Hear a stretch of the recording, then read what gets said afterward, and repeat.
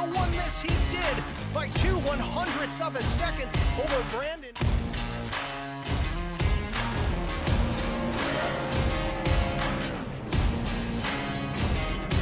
That S4 guy off turn 4 for the final time sees the checkered flag. It waves. It belongs to the 315.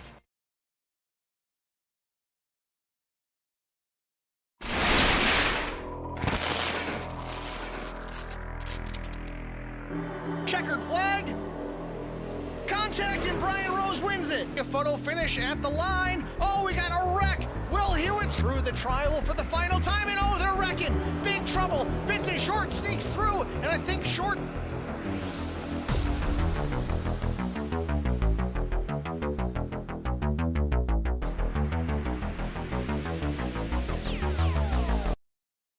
I met Marco Scarza when we were doing radiothons for St. Jude Children's Research Hospital. We needed sponsors to help us raise money, and he's always the first one to jump in. I would describe Marcos and his team as upstanding, someone you can trust, and he is just a genuine guy.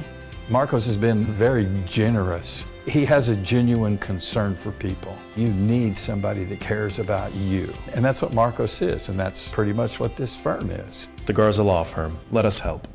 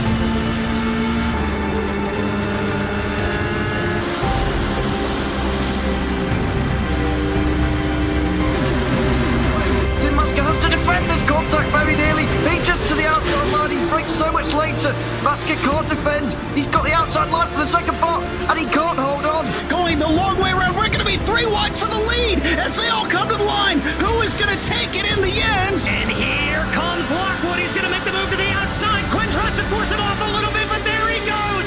It's going to be side by side through turn 1. Will he be able to cover him off? He does.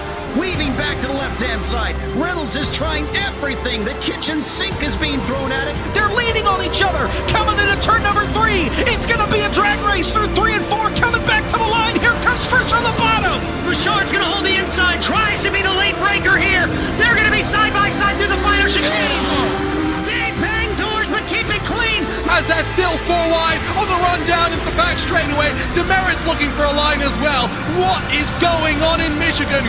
Novak into the fence. They're still beating and banging. Oh and to the line. He is much faster coming through there. Is there damage on Challenger? Abramitis is ahead. There's going to be a race to the line. Who is going to get it?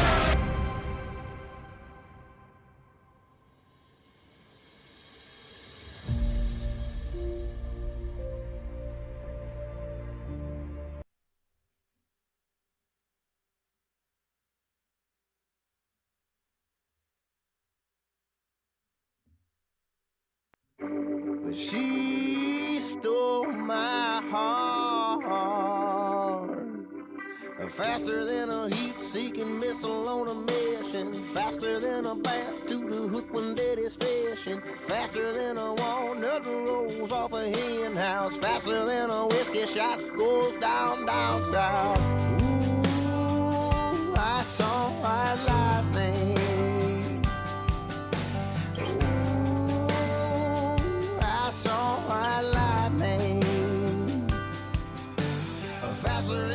Opened in 1960 by Bruton Smith and NASCAR driving legend Curtis Turner, with the running of the longest stock car race in history, the World 600.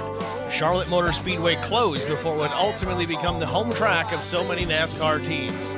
Just a year after the first race, the 1.5-mile oval track was in bankruptcy, done in by a huge rock formation in the infield that ballooned construction costs far beyond what its founders had forecast.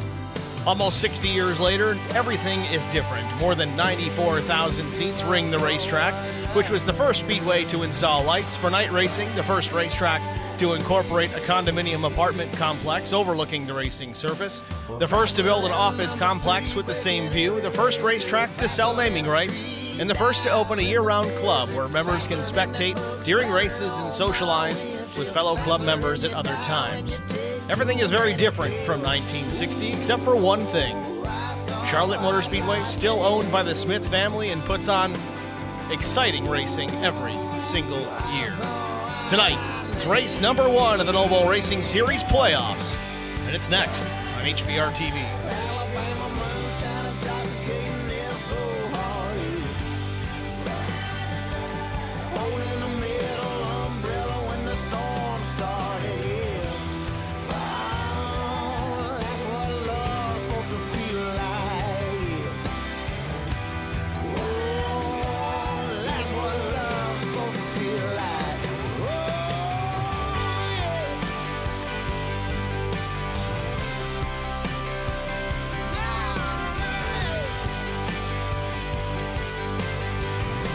Good evening, everyone. Welcome to the virtual Charlotte Motor Speedway Noble Racing Series, race 1 of round 1 of the playoffs here at Charlotte. Let's take a look at the race details. 120 laps, the race distance here tonight. Stage break coming at the completion of lap number 40. 2 sets of tires over the wall, 3 total if you count what they start on the cars, and a full load of fuel at 100%. We'll see if that even comes into play here tonight.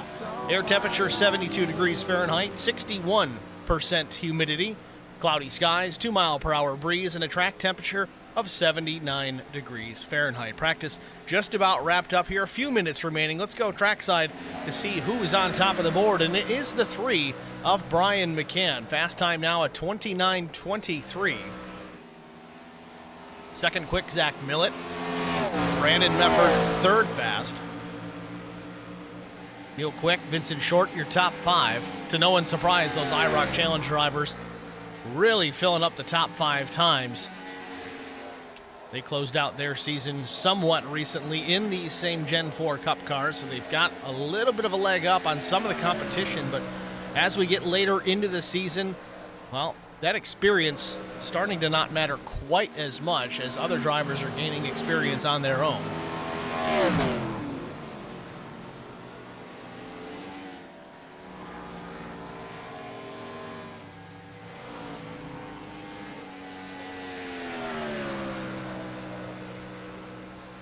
final 10, 12 seconds of the session. We'll jump right into qualifying immediately after.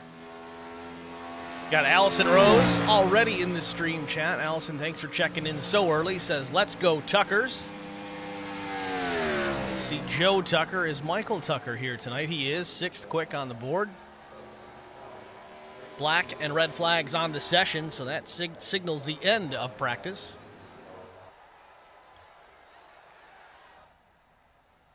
Now let's see who takes to the racetrack first.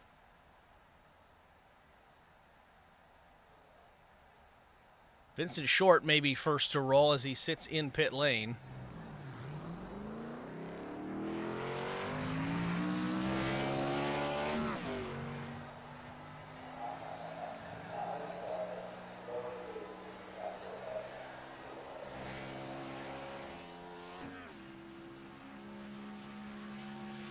That S4 guy in the chat, quote, God be with us. I think we'll be all right, boys. Only 18 car field tonight. It's enough to make a race. Not too many to clog up the racetrack. Should be a good one. We got Wolfgang Gang Wolf saying giggity giggity goo. Krista Villano, let's go HBR. Thanks for checking in, guys. First lap, Vincent Short down into turns 1 and 2. See if the top side pays off for these Gen 4 cars. We saw that it was kind of the fast place to be in qualifying the other night in the Lone Star Racing Cup Series season opener. They, of course, run the next Gen Cup car, not the Gen 4.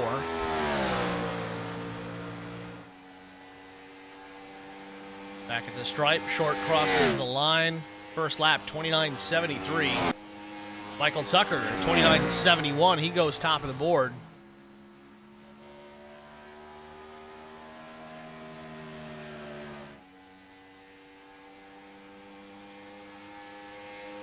Now Brandon Mefford goes fast, 29.51, as we continue to stick with Michael Tucker here, see if he can improve on his second lap. Looks real smooth off turn 4 into the dog leg. Vincent Short improves big. Michael Tucker stays outside front row with a 29.47. Doesn't take long as Keaton Burnett goes 29.34. Burnett, his first lap. Oh, big wiggle off turn 2 into the fence. He's going to check up here. That's going to be all she wrote, at least for this session for Keaton Burnett. Zach Millett, cross start finish, takes the green on his attempt. Was second quick in practice, so let's see if he's got a shot here at the pole position.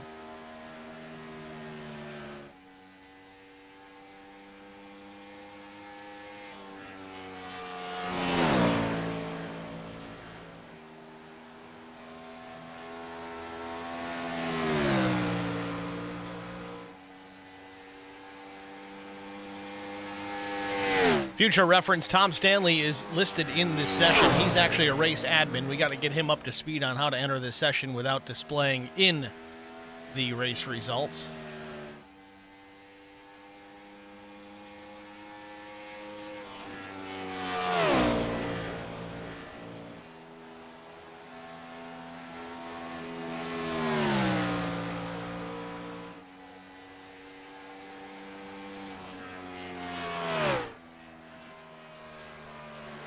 Fast time for Millett. He does it, 29.299 on the provisional pole. Brian McCann's still going to be the one to watch. In fact, no, he finished up his qualifying attempt. He's 4th fast. A couple of drivers still to make it time. Chris Goins out on the racetrack, about to take the green flag. He's about a half a lap away.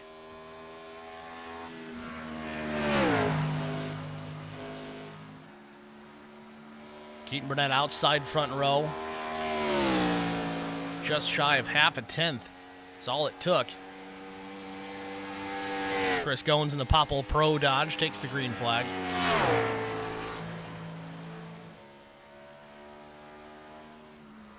Oh, trouble for Chris Goins. Real loose, overcorrects. Does he get it on? Yeah, he hits the wall.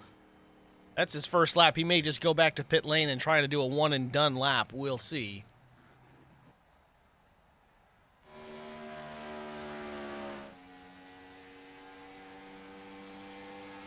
Chris Elliott out of Amarillo, Texas.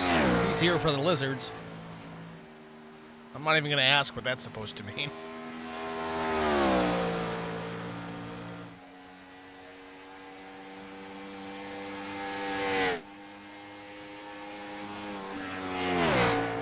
Tom Stanley, it's fine, man. I just like to break stones about it. We were counting you as a driver. We do need to have a minimum car count for the broadcast, but we'll let it go. No big deal. That's for your sake in the league, and for our sake here in the broadcast. You want to watch a snooze race with a short field of cars, but these guys should make it entertaining enough.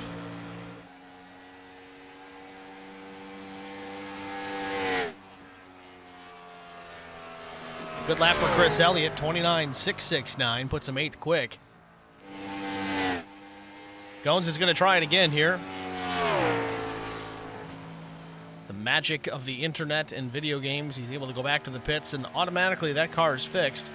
The only drawback is he only has 1 lap.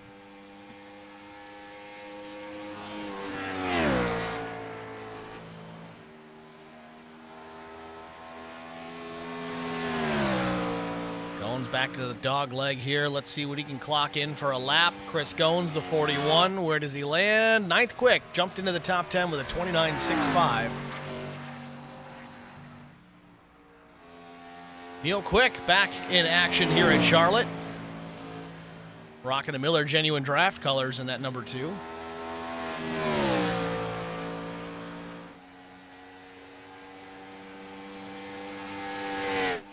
Neil takes the green.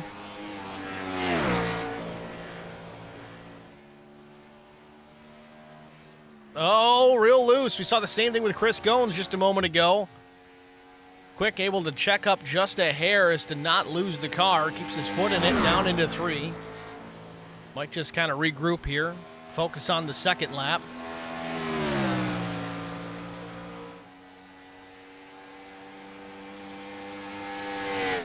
First lap for Quick, 13th fast, 29.96. Honestly, not a bad lap given that moment that he had in the middle of turns 2. Middle of 2, he has it again. Almost the exact same spot, except he does catch the wall this time.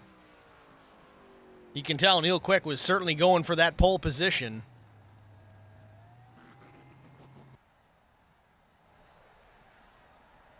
And I don't know if he's going to give it a shot again here, so we're going to hold. There's a few drivers that still haven't taken a lap. Brian Rose has entered the session, so it looks like we may end up with a full 18-car field.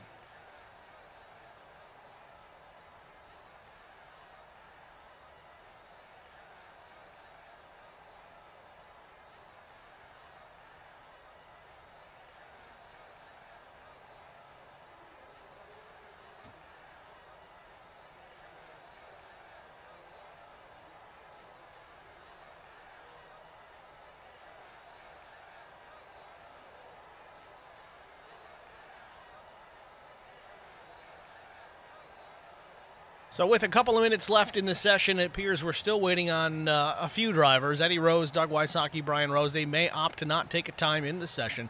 So we'll step aside here, get a quick break out of the way. We'll be back after this.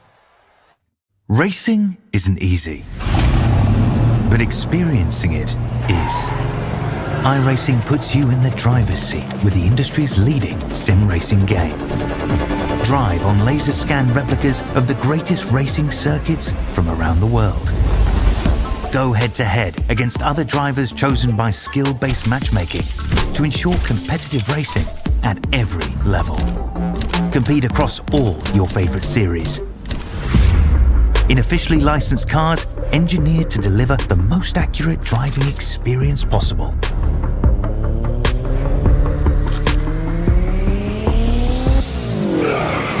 Join a race or host your own with players from across the globe. Race against the computer or in a league with friends. Feel the thrill behind the wheel. Visit iRacing.com.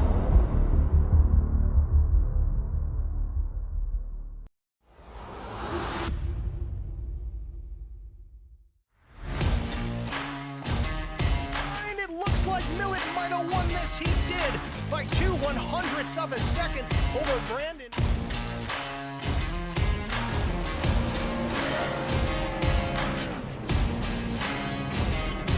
That S4 guy off turn 4 for the final time sees the checkered flag. It waves. It belongs to the 315.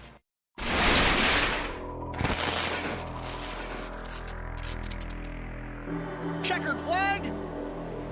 Contact and Brian Rose wins it. A photo finish at the line. Oh, we got a wreck. Will Hewitt's through the trial for the final time, and oh, they're wrecking. Big trouble. Vincent Short sneaks through, and I think Short...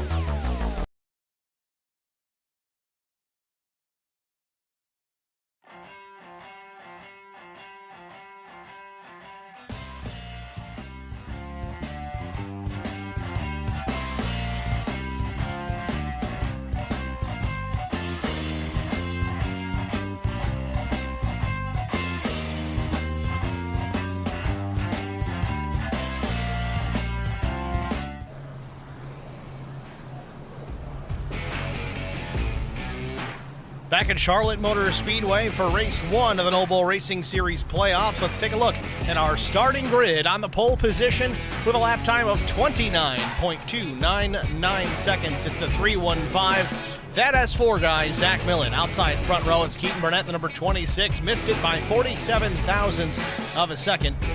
Starting in row 3, Vincent Short. A great lap time for the 15. Brian McCann will roll off from P4. Starting 5th, it's the 39 with Right Turn Racing. It's Michael Tucker. Outside of row number 3, it's the 83 Charity Motorsports machine of Brandon Mefford. Matt Sisler, the number 93, will start 7th. Shane Haas will start 8th. Chris Goins, the number 41, starts in the 9th position. Chris Elliott, 10th.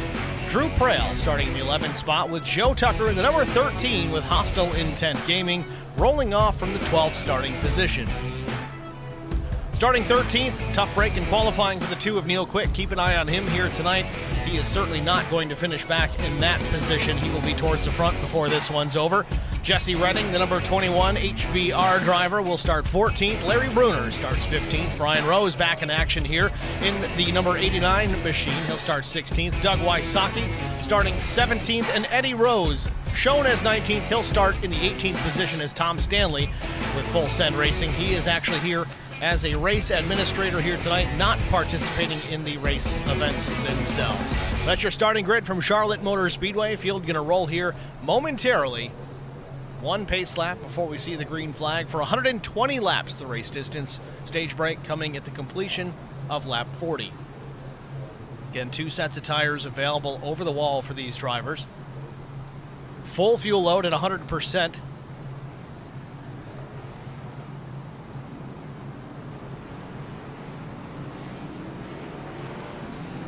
And I did not have any conversations with any of the drivers in the garage area pre-race about what the fuel window is going to look like. But typically in the Noble Racing Series, we see that the fuel is calculated out to go just about 40 laps or whatever the stage distance is. We don't want to make these guys have to pit prior to the stage break, but they will have to make a pit stop to complete the race in that second stage.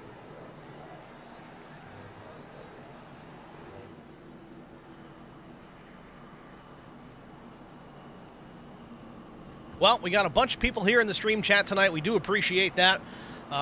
Who do you think is going to win tonight? Now, don't just give me who you want to win. We know who you want to win, especially if you're a Tucker fan. You guys make that very obvious.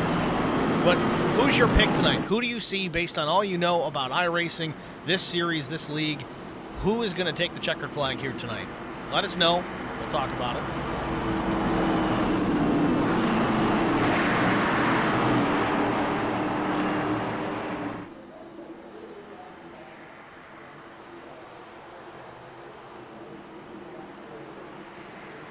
Green flag. Green flag is in the air. We're racing from Charlotte.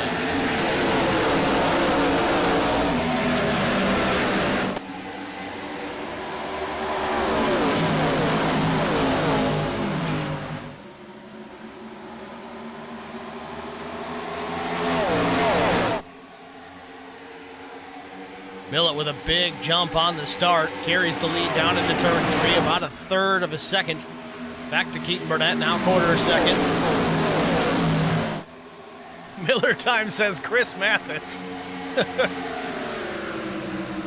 Lap 1 in the books. Zach Millett leads it over Keaton Burnett and Brian McCann. Some of you old Superior Class Auto Racing fans may remember the name Chris Mathis, and I'll tell you, if he was here right now, he'd certainly be in contention. Keaton Burnett, though, reels in Zach Millett pretty quickly here. The end of lap 2, drove it deep into turns 3 and 4. Oh, real loose off of 4. Keaton saves it.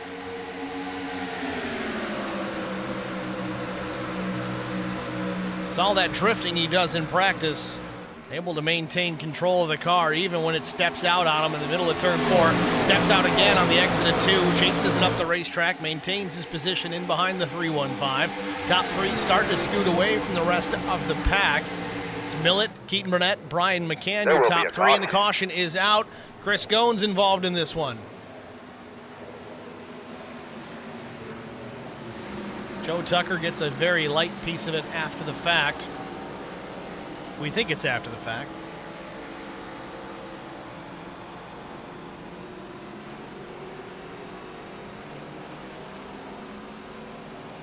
Well, let's see if we can figure out what happened here with the 41 and possibly the 13. They were both racing together at the time. Oh, yeah. Chris Elliott, Drew Prell, Joe Tucker. A lot of these guys are teammates, too. That's a tough break for RTR. Chris Goins, an HBR driver these days. We'll watch it one more time here. I'll slow things down. Now you'll watch the 13, that white and purple machine. That's Joe Tucker. Ahead of him, the 41. That's going to be Chris Goins in the Popple Pro machine. Goins lets up to get into the corner, and it looks like it surprises Joe Tucker. Joe tries to go wide to avoid contact, but still gets into Chris anyway. Both drivers go around. You see the 29 of Chris Elliott is going to come in here and get collected. So is Drew Prell. Neil Quick and Jesse Redding on the bottom. They're going to scoot by.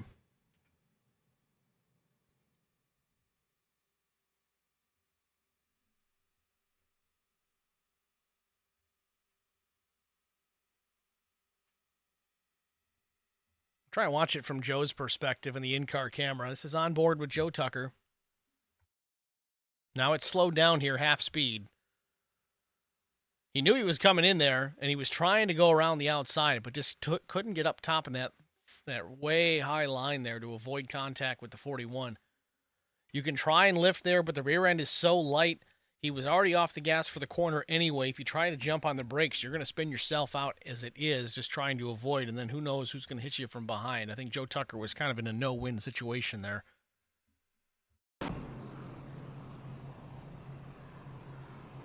So first caution of the night. Millett still leads. Keaton Burnett, Brian McCann, Michael Tucker, Vincent Short, your top 5. Brandon Mefford, Matt Sisler, Shane Haas, Neil Quick, and Jesse Redding, your top 10. Now, Neil Quick up 4 positions. We talked about his qualifying position. We saw him in qualifying have an incident, not so much a huge one, but got loose, looks like on the exit of turn 2 on his first lap. Saved it, but it cost him some time. He was able to get a lap in officially there. Lap 2, went after it again, trying to get the pole. Same part of the racetrack, lost the car again, chased it up the racetrack. This time did get the safer barrier, so invalidated the lap. Resulted in Neil Quick starting the latter third of the field. But as we said, it wouldn't take long. He's already up into the top 10. Neil Quick in the Miller Genuine Draft Paint scheme this week.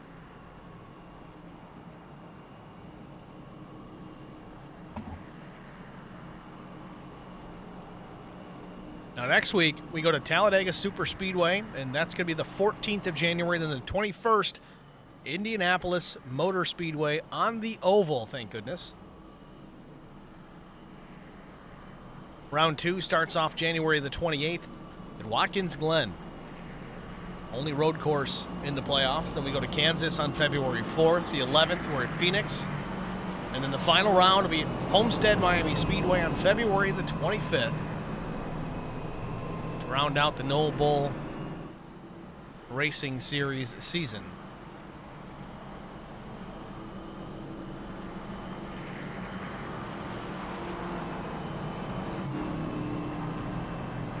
Field still working behind the iRacing pace car. Should get the 1 to go signal as we cross the stripe.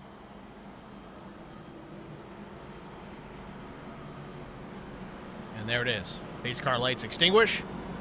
Next time by, we'll be racing once again. Field doubling up.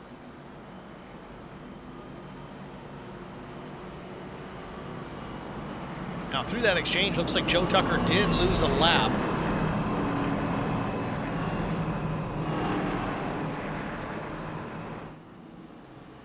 But he is the first car 1 lap down, so if you can maintain that position while nobody else loses a lap, by the time we get to the stage caution, he should get the lucky dog, get back on the lead lap, and be right back in this thing.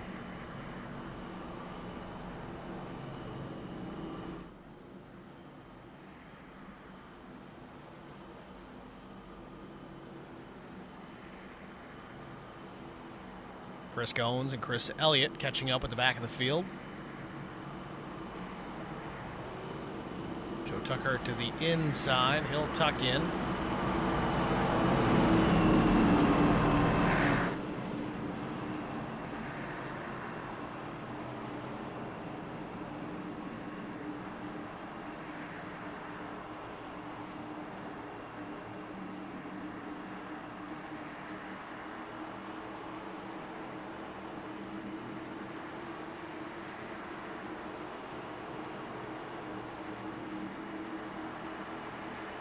Green.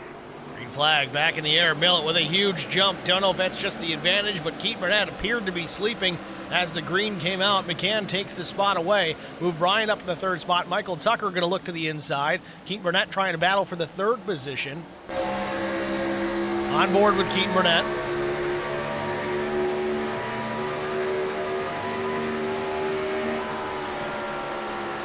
Michael Tucker still to the inside.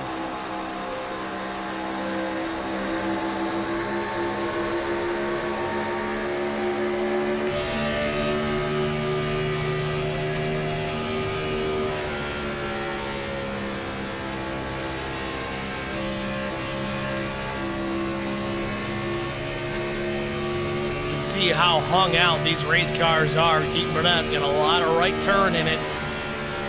A little left to get in. Back to the power. Back to center. A little correction on exit.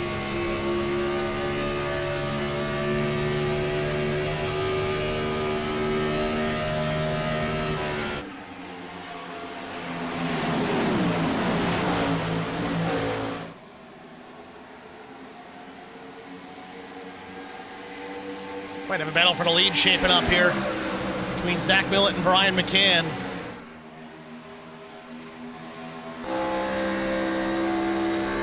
On board looking back at the 2nd place machine, the 3 Spartan Logistics LLC machine of Brian McCann, challenging Millett for the race lead here at lap 11 down through turns 1 and 2.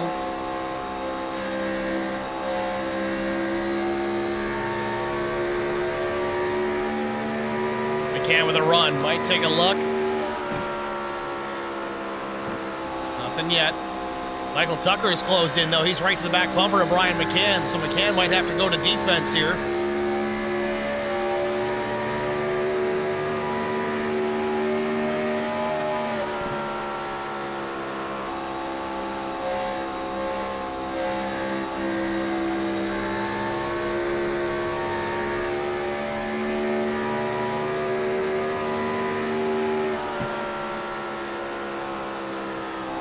Millett really backing up his entry at least into 3.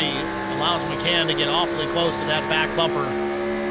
Still there. Might give him a little shot here in the dog leg.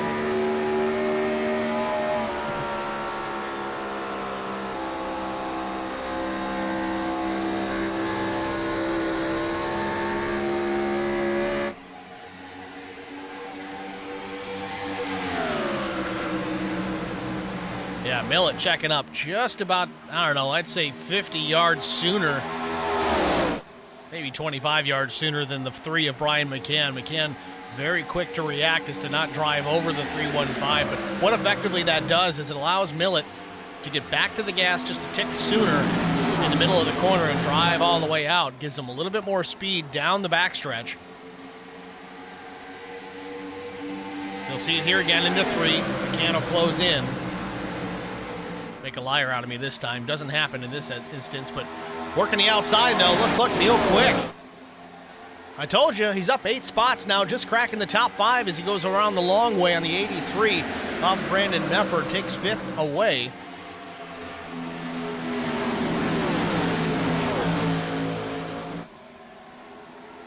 Top 6 kind of all together here. Matt Sisler in 7th. He's kind of watching. We'll see if he can work his way, become a factor within these top 6 drivers. Meanwhile, behind them, Vincent Short, Shane Haas doing some battle. Shane Haas got to have one of the coolest paint schemes out here tonight with a Sharpie-themed paint job. Looks like they sketched it by hand. It's really cool, I got to say.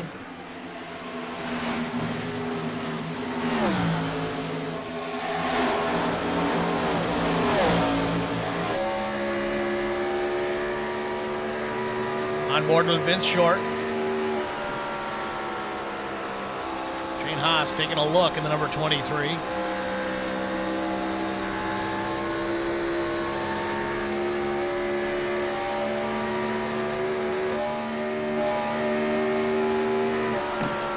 Meanwhile, we got a battle for the 2nd spot going on as well. Michael Tucker to the inside of Brian McCann. McCann off turn number 2 in the top lane. The number 3 side by side with 39 of Mike Tucker.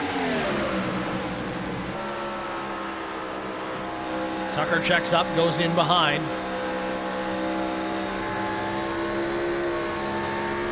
Interesting fire suit, Mr. McCann.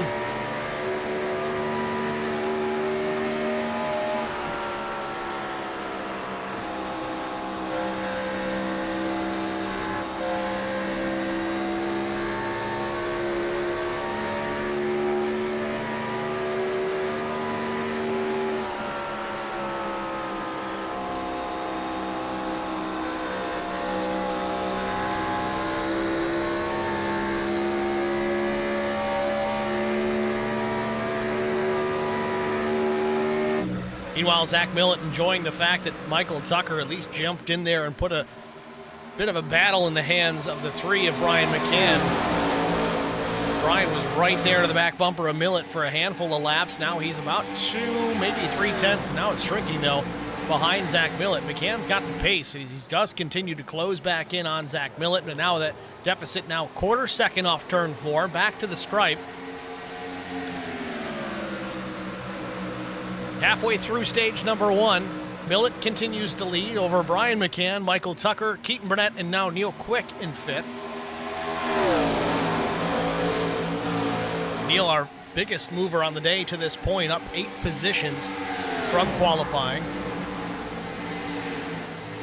Biggest mover in the other direction that's still on the lead lap, Chris Goins, down 6 positions after his incident on the racetrack with Joe Tucker. Tucker also down 6 positions, but running in 18th, 1 lap down, which he should get back here at the stage break. Car length between the 315 and the 3.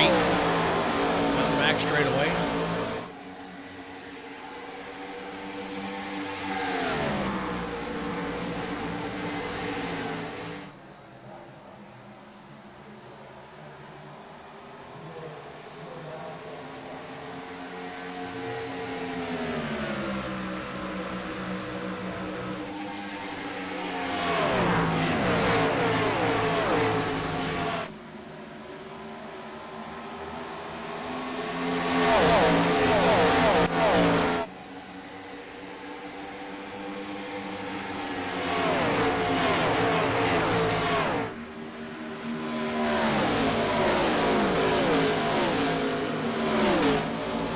Vincent Short and Shane Haas continue to do battle, and Haas gets real loose there in the middle of 4. Loose in the dog leg as well, but he keeps his foot in it, stays alongside of Vincent Short.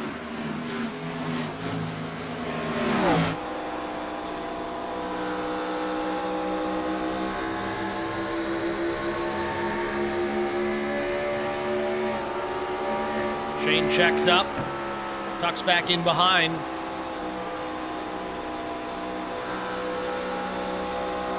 Oh, another moment off turn 4, real loose for Haas. He saves it again. Got to be careful. That right rear is going to get hotter every time that happens, and it makes it more likely to continue.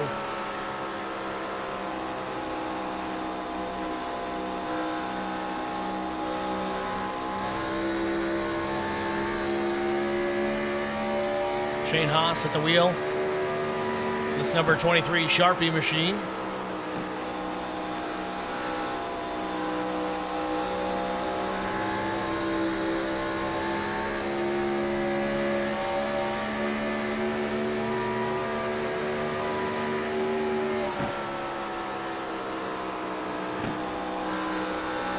Shane trying it again, gets alongside, not quite all the way. Great battle still between these two. Unfortunately, they're losing touch with the rest of the field, pretty much everybody from 7th on forward.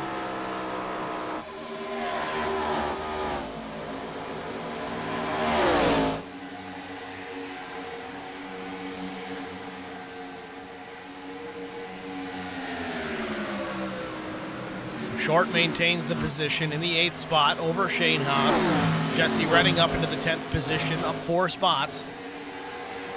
These two keep it up. Redding's going to reel him right in. I still think Shane is faster right now. Last lap, Haas was 1/100th of a second slower over Vincent Short. They both ran 31s. It was a 31:11 for Vince and a 31:12 for Shane Haas. Millett continues to lead the field, just a 10th over Brian McCann.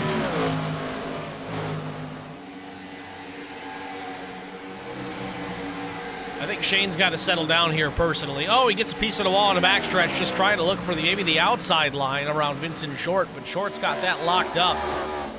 Shane drove it real hard down into 3 and 4, lets it drift up the racetrack for a run, but still just not quite enough.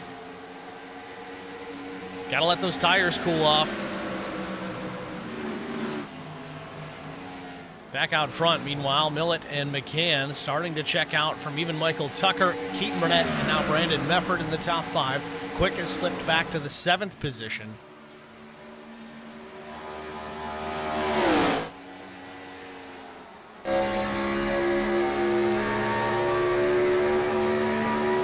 On board with Brian McCann, still trying to chase down and pass Zach Millett. Frankly, I think Brian may have the pace right now to make this move. If he were to get around, I think he can put some distance between himself and Millett. Last lap for McCann, a 30.98. Millett ran a 31.04. Both drivers with similar paces. McCann has the fastest lap to this point, 29.46 to Millett's 29.47. Both drivers running quicker than that in qualifying, but race pace is a different conversation.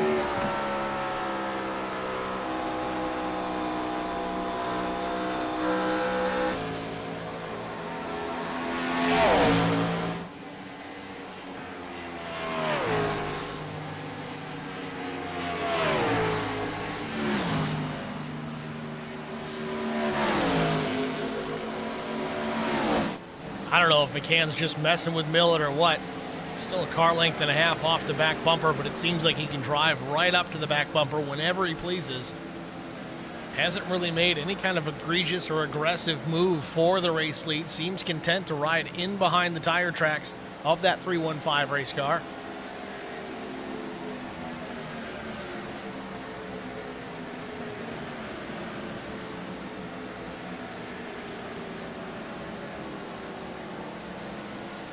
Back to start finish.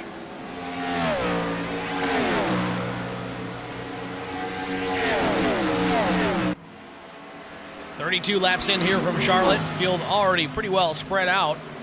Catching some lap traffic now as Eddie Rose goes a lap down. That's going to put Eddie now the first car 1 lap down as we get close to the end of this stage. It's bad news for Joe Tucker as he's no longer the first car 1 lap down. Eddie Rose there, 3rd in line behind the top 2. Joe Tucker still working the middle of the back straightaway. He's got a lot of work to do to catch Eddie Rose. We'll see if he can get it done before the stage end.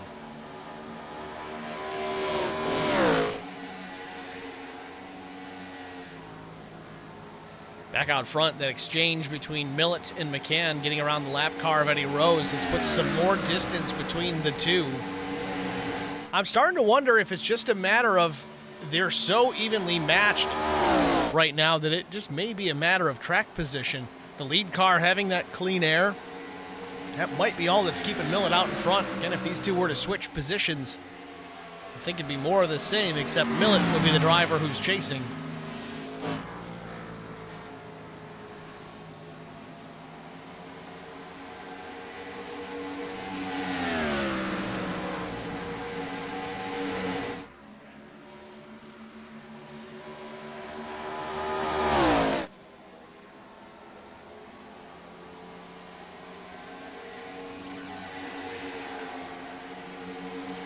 Michael Tucker in the 4th spot as Keaton Burnett jumps up into P3.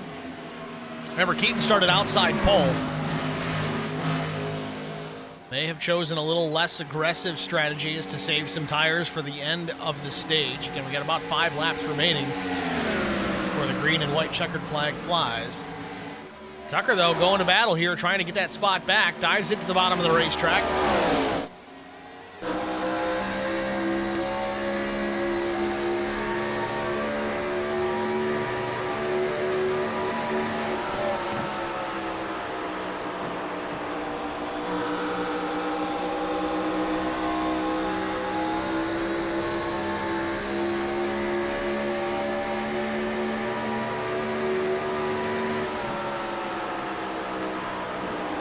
Still watching this battle between Burnett and Michael Tucker. Side by side they run. Now 3 wide with Mefford to the inside. Mefford goes way down. Burnett checks up as to not make contact. Smart move by Keaton. Loses a couple of spots in the meantime, but we're far from this one being over. Real loose for Keaton Burnett off turn 2. Gathers it up again. Michael Tucker catches the wall just a bit. That's going to slow his momentum into 3. Mefford's going to go to the outside. Mefford unable to do anything with it. Tucks back in behind the 39 machine. Millett still leads. McCann second. Michael Tucker, as we watch, runs 3rd. Lap car of Eddie Rose just ahead.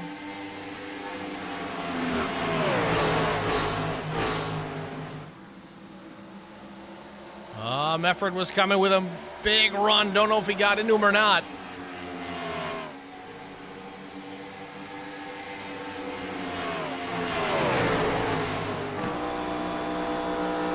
On board with Brandon Mefford. Much faster, it seems. Real loose for Michael Tucker off turn 4.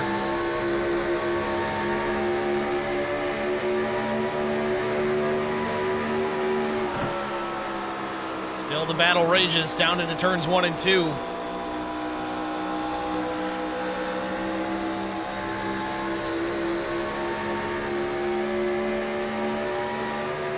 Trying to side draft just a bit. Tucker back to the bottom. We'll see if he can hold it again. Remember, he got real loose on the exit of 4 the last time. A little loose again, has to save it. Keaton Burnett trying. Keaton stays tucked in.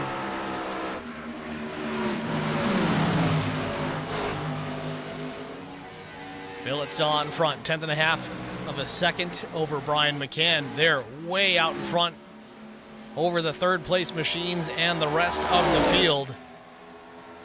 Coming to start finish, this will end the stage.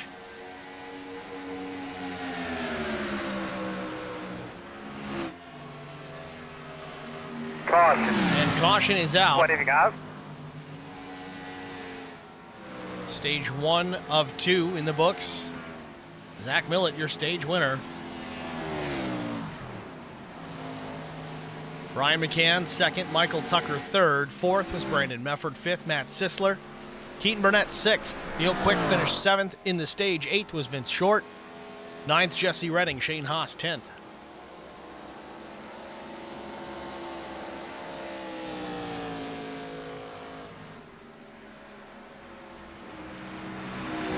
First round of pit stops going to be coming up here under the caution flag, as some drivers had seen pit lane here already. Drew Prowl, Chris Elliott, Chris Goins, Joe Tucker. That was all as a result of an early race incident that saw those drivers with damaged race cars. Everybody else stays out. We'll see if they come down. I assume they're going to come down at minimum for fuel. Again, 2 sets over the wall. They may take that first set here.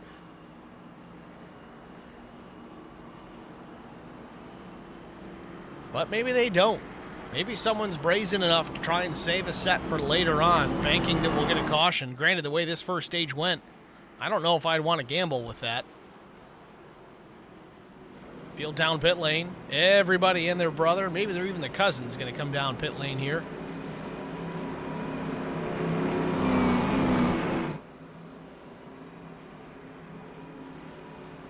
Eddie Rose stays out on the racetrack. Joe Tucker also. Again, those drivers not on the lead lap. So Millet in the box, right side goes in the air. So Sunoco Racing Fuel, right side, Goodyear's changed out. Crew around to the left. 4 tires and fuel for Zach Millet. Brian McCann, same story. He's down and away, but Millet wins the race off of pit road.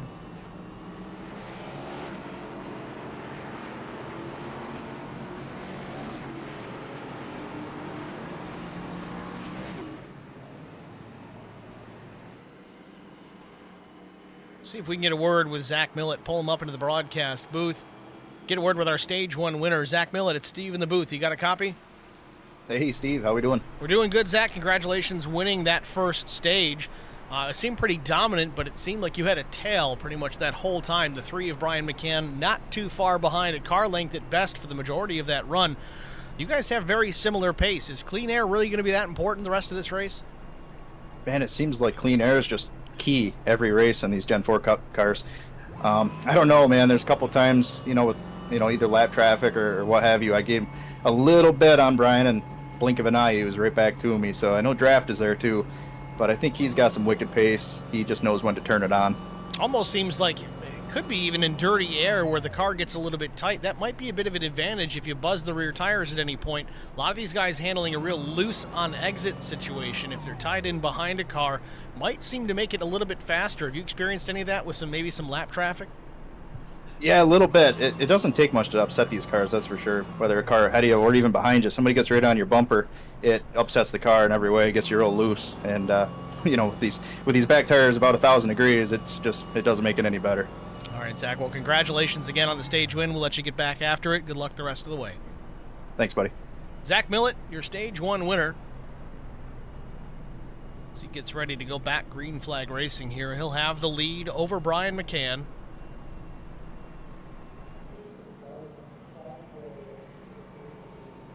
Brandon Mefford, Michael Tucker, Matt Sisler will be your top 5 as we get ready to go back to green. Should get the 1 to go the next time. Fingers crossed on that.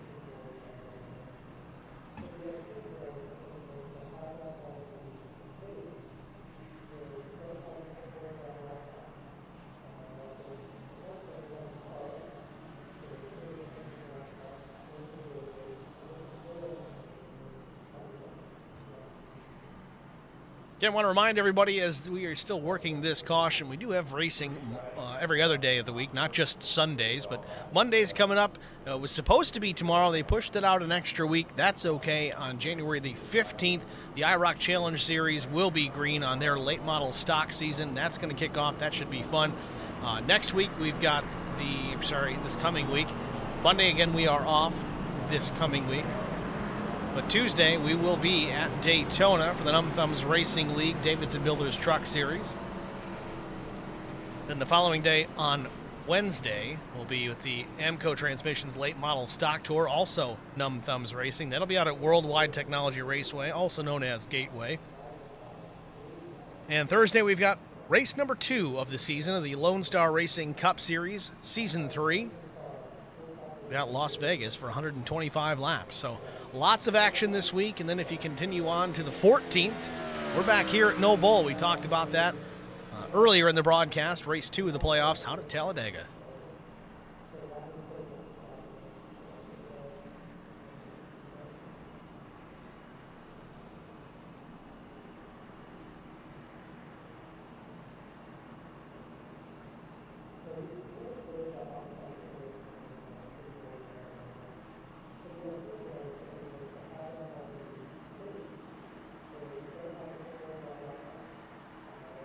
So field formed up 2 by 2, which means we're going to go back racing here the next time across start finish.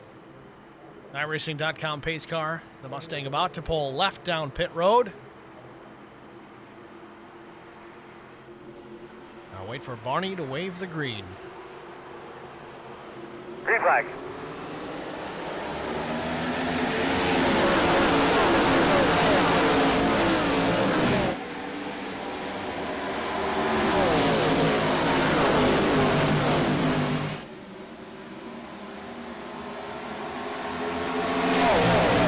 Battle for the race lead to the outside. It's not much of a battle. A great restart for Brian McCann. He went round the outside on Zach Millet. Takes the top spot by a quarter second into turns 3 and 4. new leader off turn number 4, lap 46. It's Brian McCann.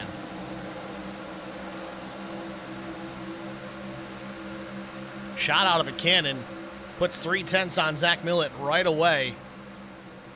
Millett's got to worry about Michael Tucker, who's got some pace here, especially on fresh tires. We'll see what the 315 has to defend against the 39 of Mike Tucker.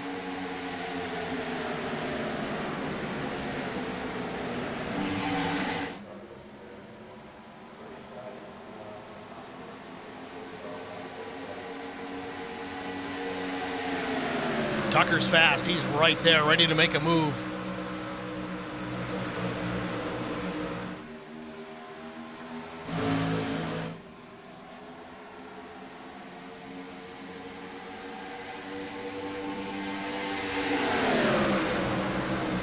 Top 7 fire off very quickly here as they've already put about a few seconds on the rest of the field.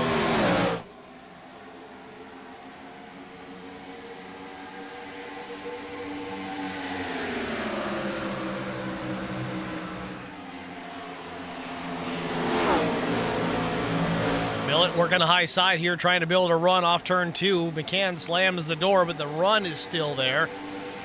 Millett's going to pick up a little draft as well off the 3, down into turns 3 and 4. We talked about how on old tires, maybe being behind a driver could actually provide some aero push, which given the circumstances with much horsepower these race cars put down to the racetrack late in a run, that almost could be an advantage.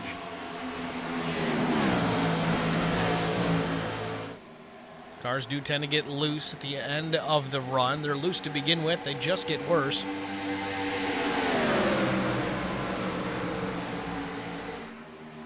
Tucker drives it in deep there, right to the back bumper once again. Continue to watch this battle for the second spot between Michael Tucker and Zach Millett.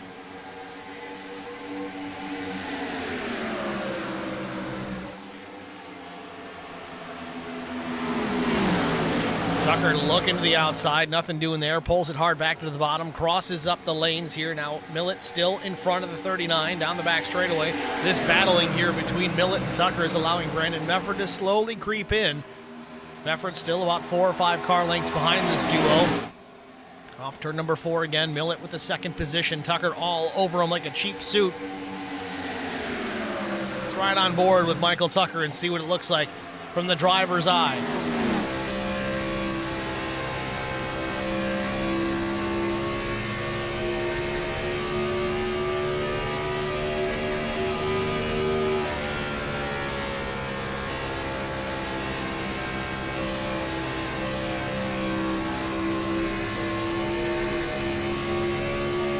Big wiggle, Tucker to the inside. Side by side for the second spot. Tucker goes low, Millett up top. Millett's gonna have a big run out of turn number 2.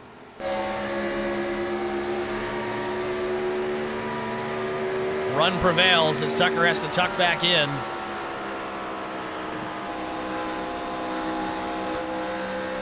Tucker gonna try and change lanes here. Tucks back in again. Just trying to find a way around, back and forth, back and forth.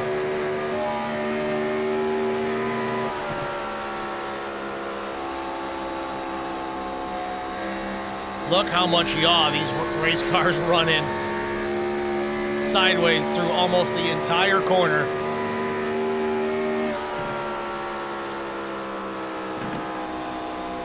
Tucker drives it in deep again, closes to the back bumper.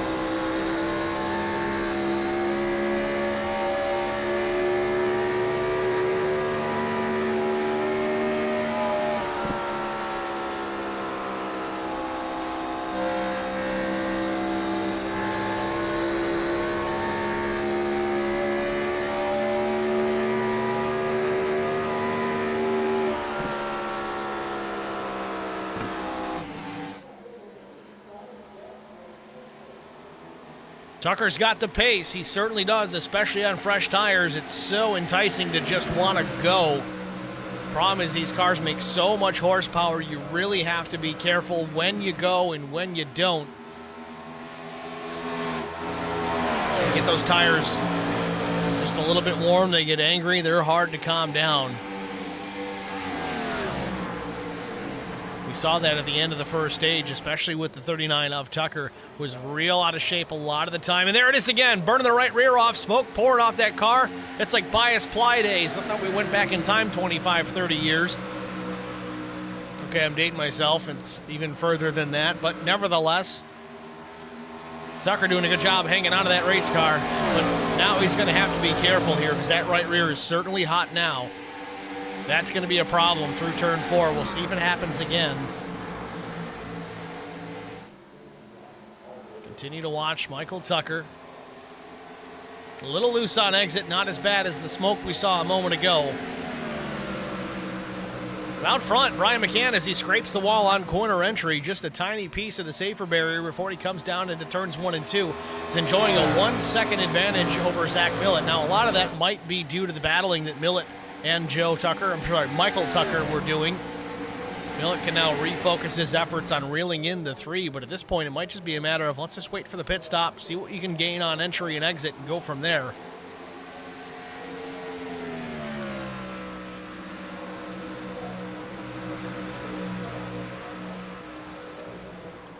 Tucker still back in 3rd. Neil Quick, though, back into the 4th position. This is the highest I think we've seen him all day. He started back in the 13th spot, just now taking a position from Brandon Mefford. Quick and Mefford also both IROC Challenge drivers, so they're very accustomed to this race car after their season came to a close.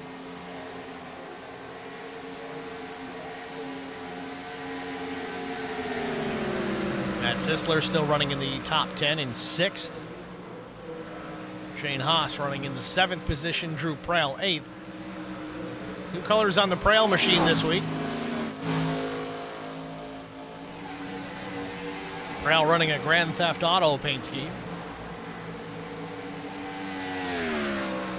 Jesse Redding solidly within the top 10 still. Jesse also running a Dodge.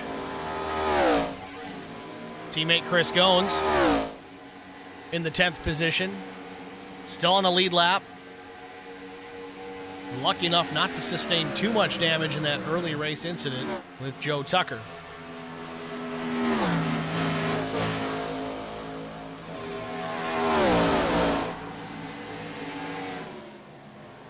Neil Quick, Brandon Mefford, and Matt Sisler, 4th, 5th, and 6th.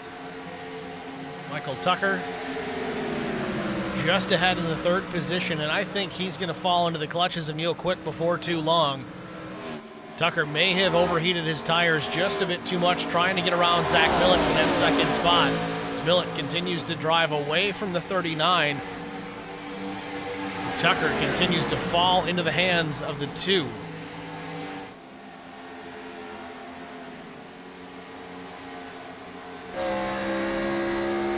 On board with Michael Tucker. Neil Quick closing in.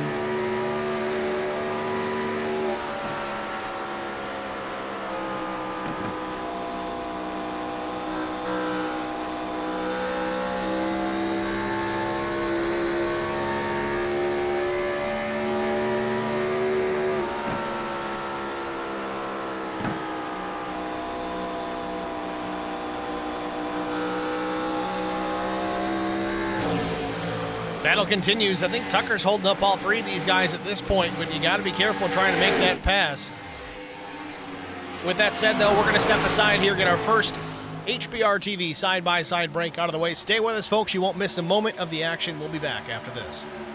I met Marcos Garza when we were doing radiothons for St. Jude Children's Research Hospital. We needed sponsors to help us raise money, and he's always the first one to jump in. I would describe Marcos and his team as upstanding, someone you can trust, and he is just a genuine guy.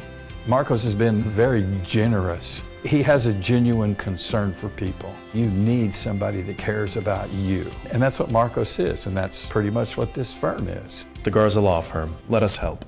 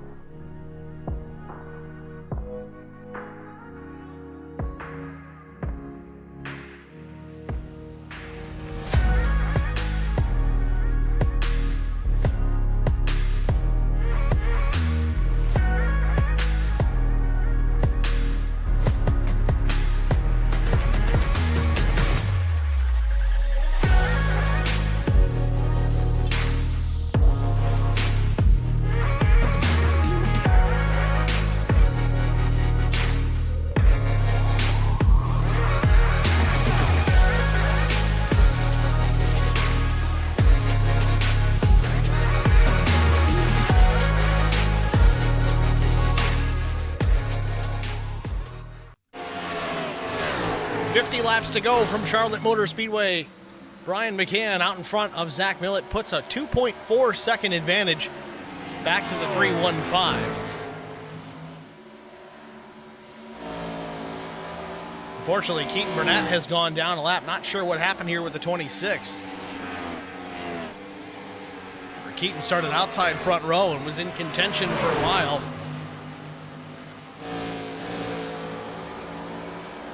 Keaton back in the 16th position. First car one lap down. If we get a caution, he could be back in this thing, but we would need that caution. It's been clean and green for quite some time. We had an early yellow with Chris Goins and Joe Tucker and others. We've had one more caution for the stage break, and we've been green ever since.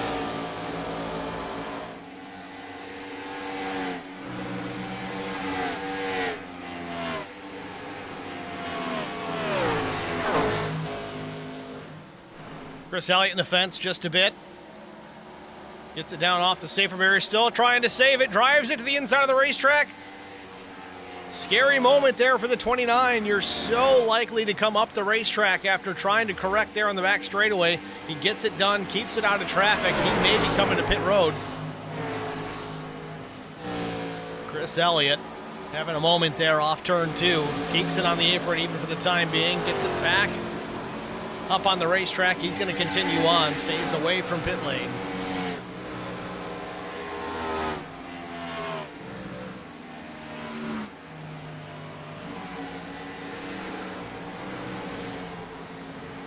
Not much has changed in this battle, though. Michael Tucker maintaining that third position. Brandon Mefford fourth. Matt Sisler fifth. Neil Quick shied away from these three here a bit as he runs in the 6th position.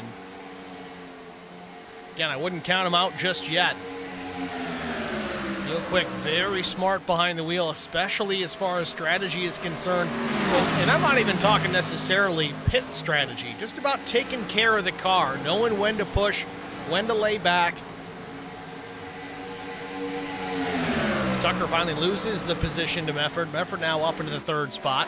Tucker trying to battle back. On board with Matt Sisler. Right behind that battle between Tucker and Mefford.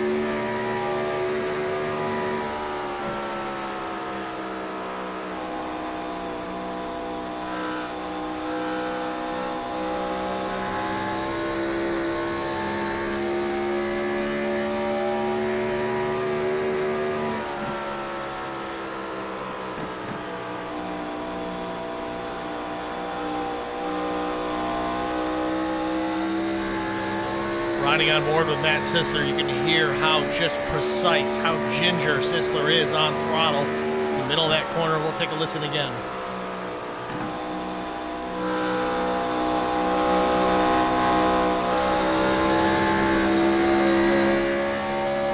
Doesn't really get full throttle until he's back straightened out of the corner. So we saw Mefford have a moment there. Got loose on corner exit at 2. It's going to open the door now. Exit of 4 for Mike Tucker. He's going to try and take that 3rd spot back. Tucker gets it. He's clear. Back into the top 3. Keaton Burnett making a pit stop under the green flag. Brian Rose now in the pits as well. Don't know if this is scheduled or not.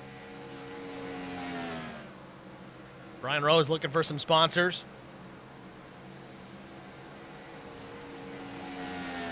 15.07, 4 tires and fuel for Brian Rose. He's back in the action. Brian, a very late add here to the race.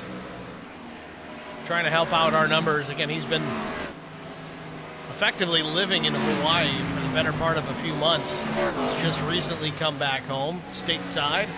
So we'll be seeing Brian Rose more frequently. Joe Tucker, Chris Elliott, both in pit lane. This coming with about 40 laps to go. This could be a final stop for some of these drivers.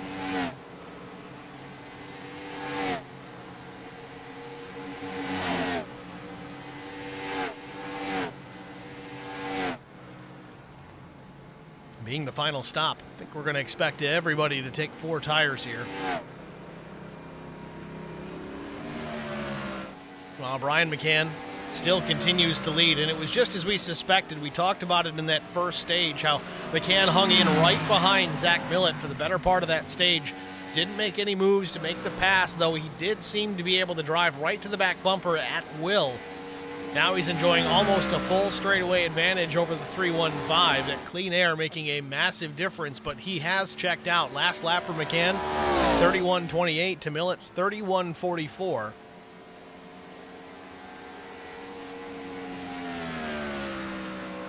Backs it up again a little bit faster. McCann goes at 31.27. Millett picks it up at 31.38, but still a tenth plus slower. Neil Quick into pit lane. This would be our final round of pit stops. Again, the drivers had 2 sets of tires over the wall. They're going to take that final set here, as I think just about everybody took 4 during the stage caution. Right side's in the air for Neil Quick.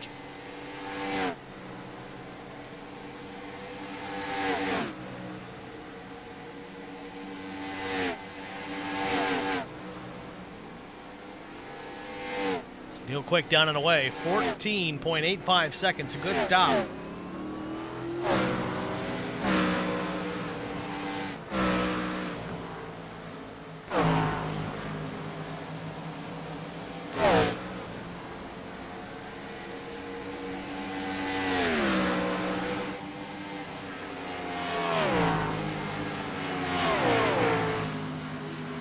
Again with almost 4 seconds.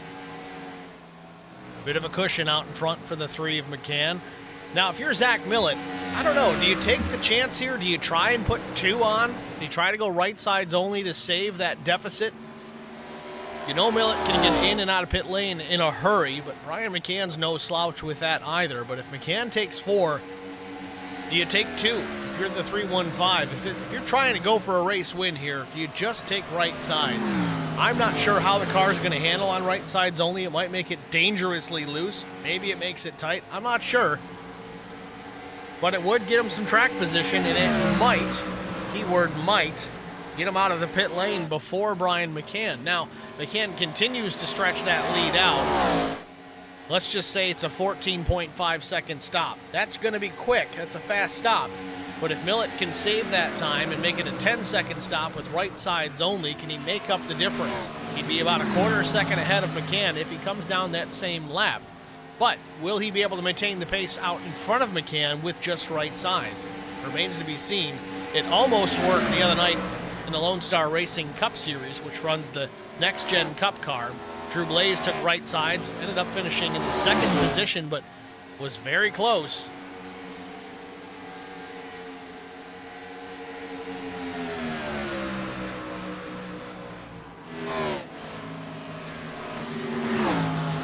Working through some lap traffic. Joe Tucker in the 13. Tucker drops it below the yellow line, or blue line in this case. Has to come up off the bottom and slips up the racetrack just a bit. Still side by side with the leader. Brian McCann just lets him go because McCann has a line that he just wants to run. No sense in fighting it with a lap car. Let him go around. Tucker's 2 laps down at this point. He's just getting one of those laps back.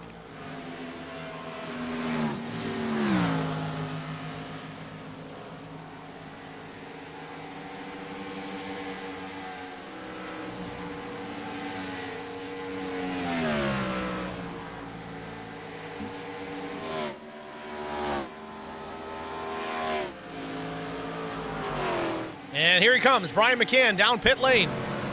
Will Millett come with him? Nope, stays out.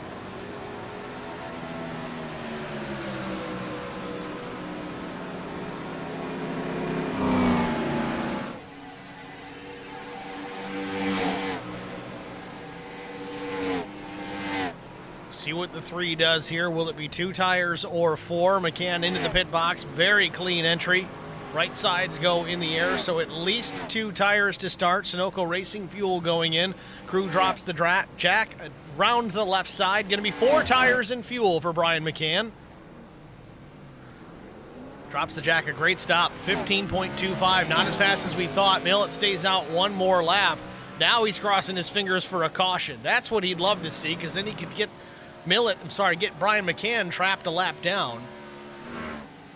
Millet stays out. I don't know how long you want to stay, though, because there is a pretty big disparity from old tires to new, as Millet is in fuel save mode right now, which I don't think he really needs to be. They know they can go 40 laps on a tank of fuel. Granted, there was a caution in that mix, but...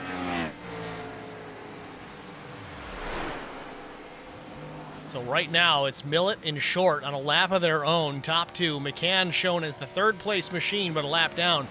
I think Millet's got to come right now because McCann is eating up track position every second he's out on the racetrack by comparison.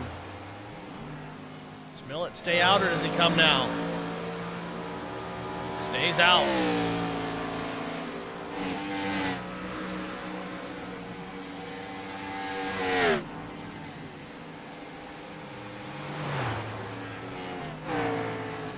So as it stands right now, Zach Millet, your race leader, on a lap to himself.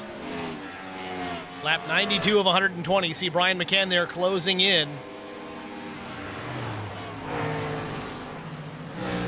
McCann's going to go around the outside with ease on those fresh tires. You see how quickly he reeled in Zach and took the pass, took the position back. Now, Millet could be on this strategy as well. Stay out there, sacrifice the track position for the better tires later on in the race. That way he can drive his ever-loving rear end off from here on in once he makes his pit stop. But will he have enough time to reel Brian McCann back in with those fresher tires? McCann's pit stop coming at lap 88. And here comes Millet now, lap 93. So it's going to be 5 laps newer, but I don't know if he's going to have enough time. We're going to have to wait and find out. Millet all by his lonesome down pit road. Still the top 3 is Millet, McCann, Quick. Everybody else a lap down or more.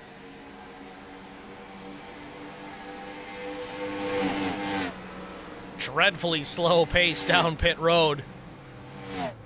Millet into the box. Right side's in the air.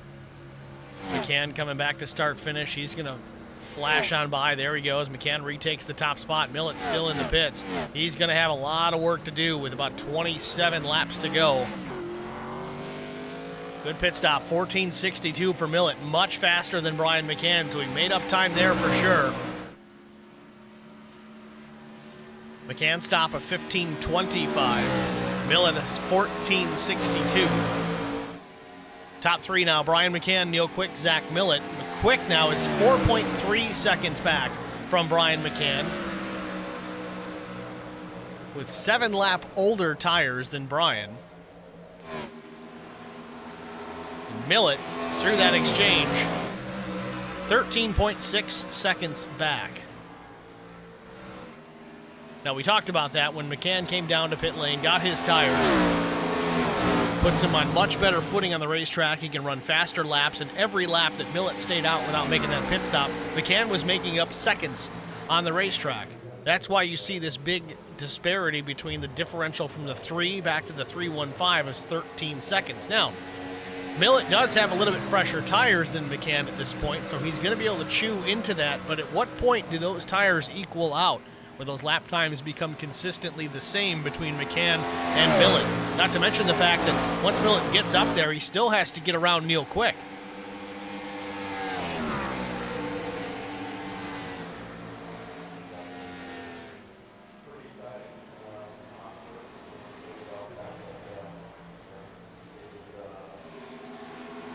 No close battles here in the top 3, but it's getting close here from 4th and 5th. Brandon Mefford in 4th, Sisler 5th, about 3-4 car lengths between the two.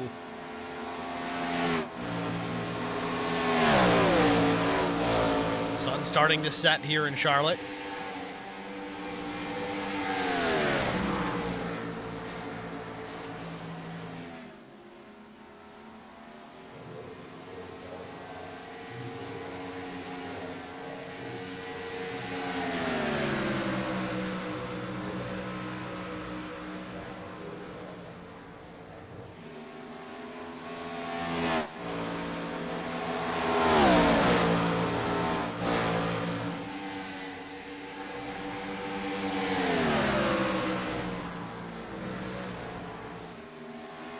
Sisler, every lap, just starting to slowly chip away at Mefford. Last lap for Sisler, a 30.10. Mefford was a 30.24. This time, Sisler still quicker, a 29.9. Mefford runs a 30.03. Very similar times, but you can see it on the racetrack. Sisler getting closer each and every lap. It's one thing to catch someone, it's another to pass them. We'll see if Sisler can get it done in that Kia Stinger. Yes, it's a Kia. I don't ask questions, folks.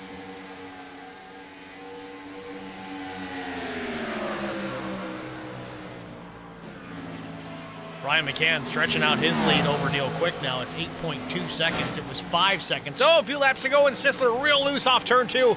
Keeps his foot in it, corrects it. Stays in the draft of the 83. Great save by Matt Sisler.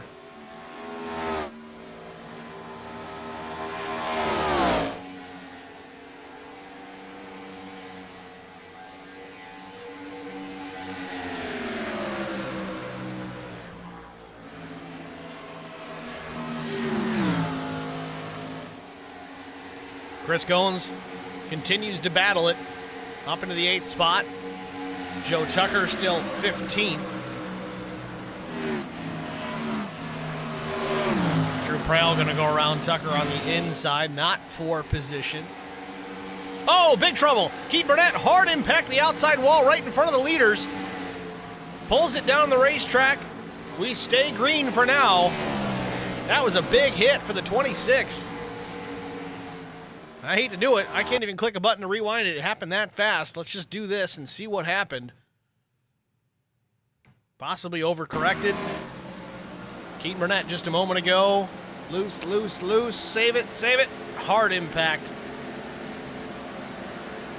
Pat on the back for Keaton Burnett, keeping that thing pinned on the wall there as the leaders go by. Great awareness for the 26. Keaton's going to roll it down pit lane here. No fast repair in the No Bull Racing Series, so his night could be done here.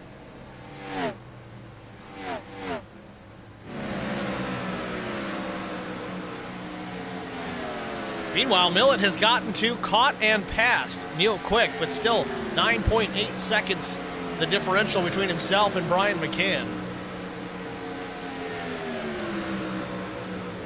He's got some work to do. Take a look at that pass for the second position just a moment ago. You see Millett working the outside, had a big run. Power move around the 2 of Neil Quick to take the second spot away. Again, the differential in tires between the two, about 12 laps, so that's the biggest difference there.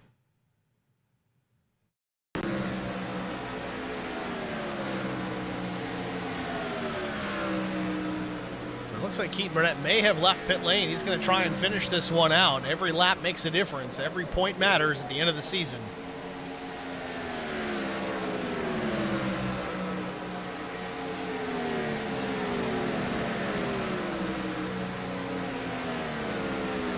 Zach Millett approaching teammate Brian Rose.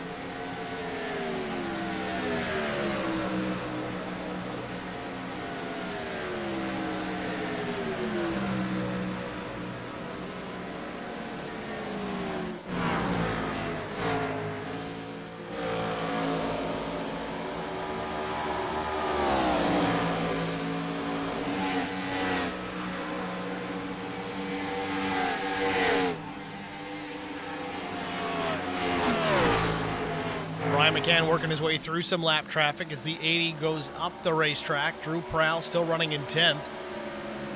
Would be the first car one lap down if McCann completes this pass. So Drew would be the new lucky dog recipient if the caution were to come out. But Drew gets the fence, pulls it back down. The 23 of Shane Haas might have gotten the wall as well. I don't know if Drew just followed him in or what happened. Either way, McCann trying to get clear of some lap traffic. I'm sure he feels a lot more comfortable now that they're behind him.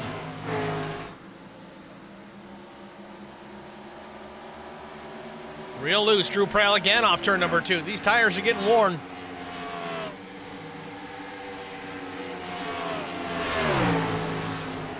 This the battle now for the 9th position. Drew Prowl has it for now, but by a nose, he gets clear of Haas off turn 4. Haas in the 23 Sharpie machine trying to battle back around the outside. Haas catches a piece of the wall, tucks back in, single file now, 3 car lengths back. The advantage for Prale, but loose again off 2, saves it. These guys are really having to work hard to keep the cars going straight down the racetrack. Haas up the racetrack again, working the high line, going to try and build a run. You got to be careful though, you got no room for error when you run that Larson line. 11 laps to go here from Charlotte.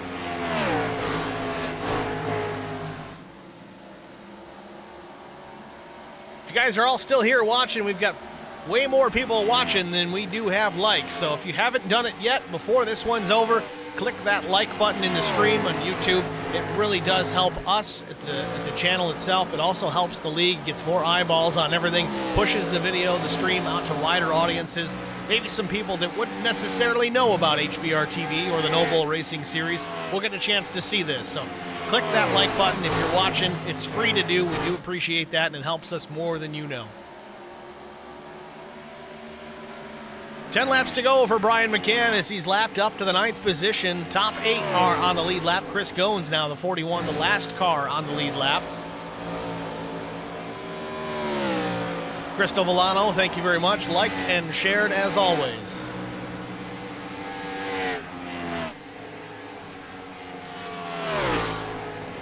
Nine laps to go. Millett is catching Brian McCann, but I don't know if there's enough laps left. Last lap for Millett was a 30.75, about a quarter second quicker than Brian McCann. If he does that every lap from here on in, he still won't be close enough. But I've said it a million times here. If you follow the leader, you're going to follow the leader. Millett made sure his pit strategy differed from the leader. Tried something different. Doesn't look like it's going to pay off, but again, you never know. We could see a caution here, and if that happens, that changes everything. Last lap again, Millett a 30.79 to McCann's 31.05.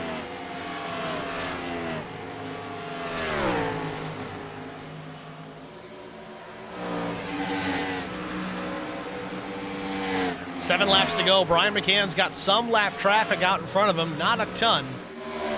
He's still going to have to work his way through them once he gets there. If he gets there, though, he's not that far, not that close. He's almost a full straightaway behind the next car in line. Sun's still setting here in Charlotte.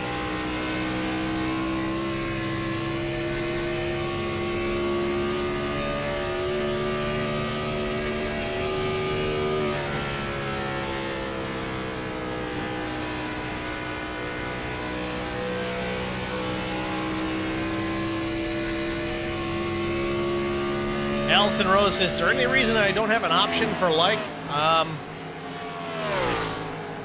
My guess is maybe you're not logged in. If you're looking at YouTube as a random and not logged in under a Gmail account, I don't know if you can like it or not. That's my guess. Thanks for trying though. 5 laps to go from Charlotte. Brian McCann still out in front. 5.6 seconds back to Zach Millett. That's a full straightaway plus. There it is. McCann just getting off turn 2 getting into turn 3 as Millett's getting out of turn 2. Coming to 4 to go.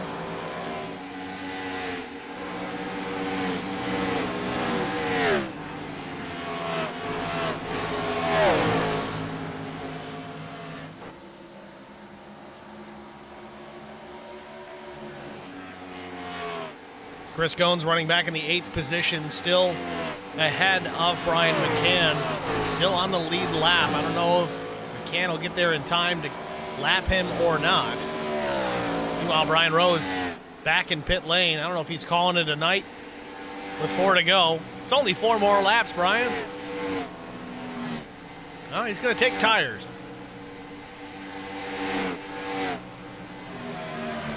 Ryan Rose just trying to get some extra seat time and helping us out with the car count here tonight.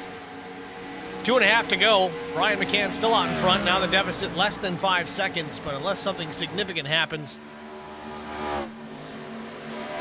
Brian McCann may have this one wrapped up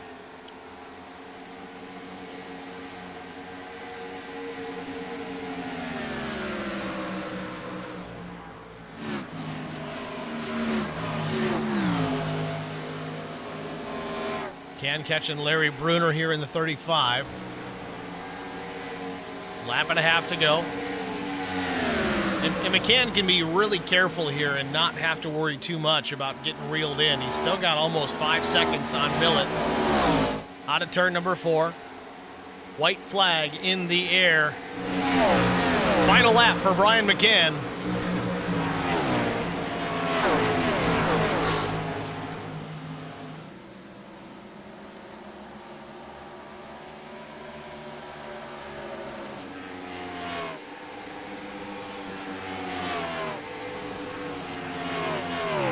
Into turns 3 and 4 for the final time. McCann didn't have a greatest of qualifying runs from what we expect out of the 3, but it didn't take long to get him back out in front. At the stripe, checkered flag waves. Brian McCann wins it.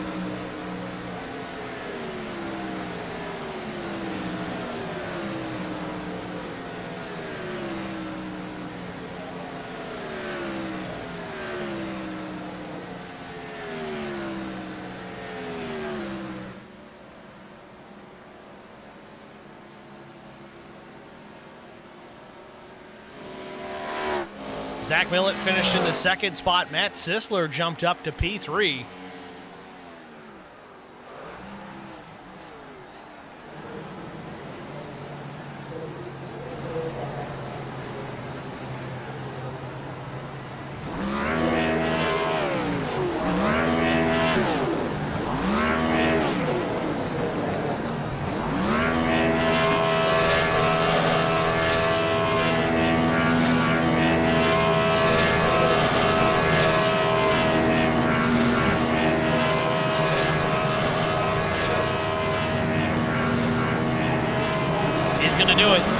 Burnout around the Legend Oval.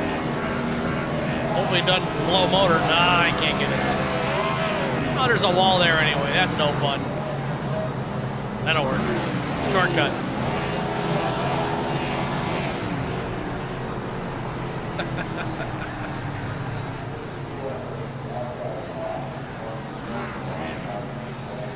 Well, with that, we'll jump out here as the sun is continuing to set here in Concord, North Carolina. We'll take a quick break here, be back with our top 3 finishers after this. Stay with us. We'll be right back.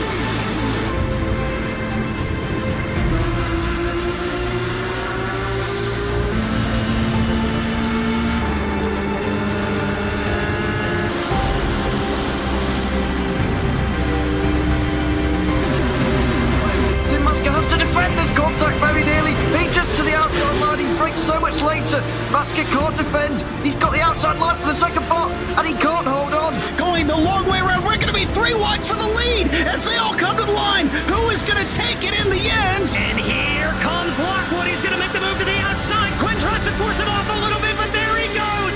It's going to be side by side through turn 1. Will he be able to cover him off? He does. Weaving back to the left-hand side. Reynolds is trying everything. The kitchen sink is being thrown at it. They're leaning on each other. Coming into turn number 3. It's going to be a drag race through 3 and 4. Coming back to the line. Here comes Frisch on the bottom. Bouchard's going to hold the inside. Tries to be the late breaker here. They're going to be side by side through the final chicane. They bang doors, but keep it clean. As they're still 4 wide on the run down into the back straightaway. Demerit's looking for a line as well. What is going on in Michigan? Novak into the fence. They're still beating and banging. And to the line. He is much faster coming through there. Is there damage on Challenger? Abramitis is ahead. There's going to be a race to the line. Who is going to get it?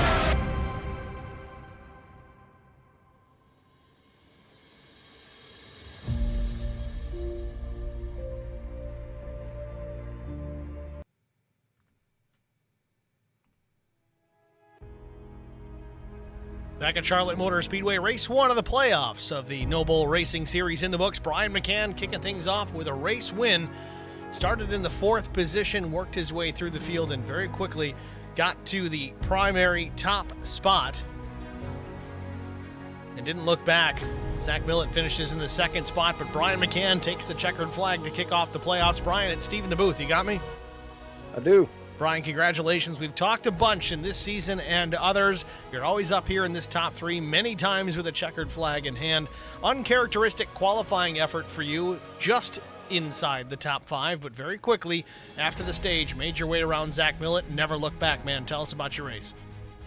Yeah, the qualifying, I come out of turn 4, I think, coming to the hot lap, and it was just an ice track, so I blew that 2nd hot lap. That's why I was a little bit slow on the qualifying, but yeah, that put me back, 4th, 5th or something, and so it was going to be a struggle with whoever had to lead there, because that clean air was really nice, and it was hard to pass. I know that first 40 laps, just running behind Millett there, I felt like I was a little bit faster, and I was trying to line up a pass, but I was like, I don't think I could do it. So track position was really, really big there, and I think it was right after the stage, I just ripped it on the top side, and I didn't really lift too much, and I was willing to crap out of it, and it stuck. So that was the lucky moment for me there. Well, we watched that first stage, and we were wondering. We did look at the lap times, and you were, I don't know, typically about half a tenth quicker than Millett each time, but just not enough to get around. We almost started to think that you were saying, you know, I'm just going to ride here, and then I'll make my move once I get some fresh tires. Was that kind of the thought process in that first stage? Yeah, and you might have to ask him, but I'm under the impression, me being so close to a spoiler, I think I was getting him a little loose, so I was trying to make him wear his right rear tire out a little bit more. That way maybe I could have a tire advantage on him and make a pass late in the stage, but it never really panned out that way, so I just rode it behind him. Well, nevertheless, it worked out in the end. A plan came together. You win the race here to start the playoffs. Congratulations. Next week, though, we go out to Talladega Super Speedway. Don't need to worry too much about tires. Saving fuel can be tricky. There's not impossible, but we'll see how that one goes next week. How do you feel about your chances out at the Super Speedway? That's put some numbers in a hat and let everybody draw out. That's going to be the finishing position. So, you know, those are, I mean, they're still fun races though, but so it'd be exciting to see what happens. You know, it's funny because a lot of the fast guys, Zach Millett, yourself, guys like David Bradford that used to run over in SCAR, probably still runs over in SCAR. They used to say the same thing. It's a crapshoot, doesn't take any talent, but more times than not, we kind of see the same handful of guys up towards the front each and every week at these super speedways. What is the trick to it? I mean, is there a reason we see that? What's your opinion on that? Yeah, you're not driving your car, you're watching everybody else. So it's kind of like a game of chess, and you have to be looking for wrecks before they happen, and spotting the risk and staying out of the risk zone is gives you that upper hand. Some definitely good insight there from Brian McCann. Brian, again, congratulations on the win here at Charlotte. Who do you want to shout out to before we let you go? Yeah, I'd like to shout out my family, you for doing the broadcast, great broadcast, league admins for putting this show on. I know we had a new race control tonight, thanks, big shout out to him. Everybody coming out to watch, and our sponsors and the drivers as well, thank you. Brian McCann, thanks for talking to us. Good luck next week. Thanks. Brian McCann, your race winner here at Charlotte. We'll pull Zach Millett into the broadcast booth next. Get a word with our runner-up driver of that Primer Black 315, Zach Millett. It's Steve in the booth. You got me? Hey, Steve, got a copy. Millett, congratulations. A runner-up finish here at Charlotte. We were trying to figure out what the game plan was with you. You had a dominant first stage. You won the stage, but very quickly fell under attack from Brian McCann. McCann went around the outside, took the lead away, never looked back. But then it came down to that final pit stop. We saw McCann peel it off there. I think it was lap 81, if I remember correctly. And you stayed out for quite some time after that, giving up track position during that time. All in all, you were trying to get off cycle as far as I would kind of venture to guess, but it worked out relatively well. You still made your way back into the second spot, but you finished just about the same deficit as you were prior to the pit stop. What was the thought process in that strategy? Yeah, the idea behind it kind of worked out perfectly. I couldn't match Brian's pace kind of, mid mid-stint and end of the stint. I don't know. I was about a half a tenth off him consistently at least. And, Brian's one of the most consistent drivers out here, man. He just hits his mark every single lap.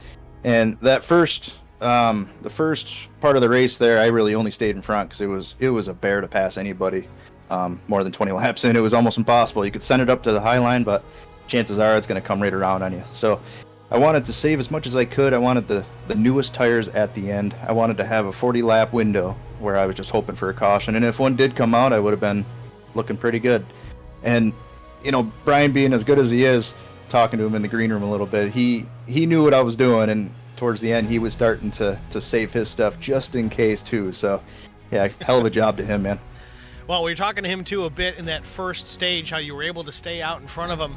We kept watching the lap times. He was just, like you even said, about a half-tenth quicker just about every lap, even in that first stage where you still stayed out in front of him, but he couldn't make that pass. He did mention, though, that if he was able to get real close to your back bumper, he was kind of hoping to loosen you up and maybe burn that right rear off of your car. Did you feel any of that when he was there as far as aero loose was concerned?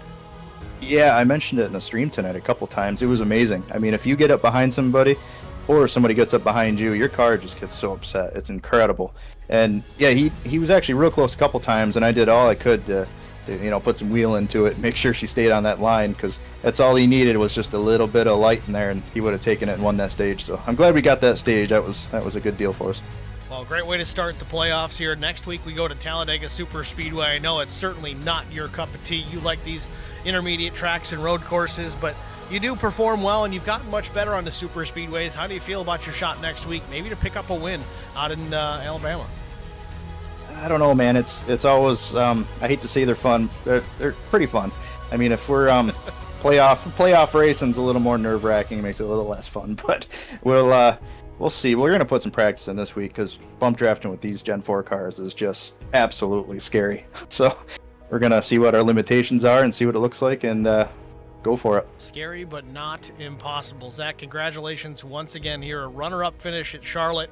Wish you the best of luck next week. Thank your sponsors and get out of here. Copy that. Thanks, Steve, and HPR TV, Track Bar Media, HPRShops.com, Castle Products.